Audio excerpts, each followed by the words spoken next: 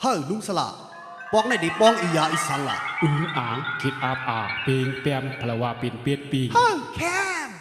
อ่างคิดอาบอาเปียงเปียมพลวาเป็นเปียดปิงอ่างคิดข้างคักตักแหงกลยากินคมอ่างคิดอาบอาเปียงเปียมพลวาเป็นเปียดปิงอ่างคิดข้างคักตักแหงกลยากินคม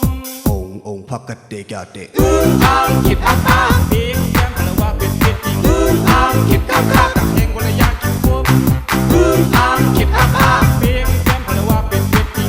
อ่างคิดข้างคักตักแหงกลยากินคมขุดมามีสลางขันหนึ่งนกน้ำพึ่งเสลุงมีเย็นเนื้อจกตีกันเลยก็จกย้ายมีเสมมว่ามีป้าแทงยอดได้หุบก็พักพี่ปกเสซ้อมขังปอกไว้อ่างคิดอาบอาเปียงเปียมพลวาเป็นเปียดปิงอ่างคิดข้างคักตักแหงกลยากินคมอ่างคิดอาบอาเปียงเปียมพลวาเป็นเปียดปิงอ่างคิดข้างคักตักแหงกลยากินคม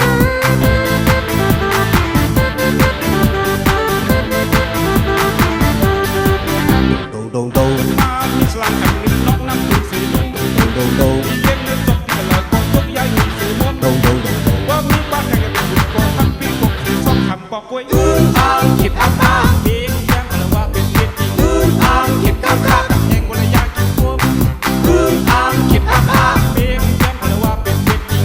อ่างคิดข้างคักตักแหงกลยากินคม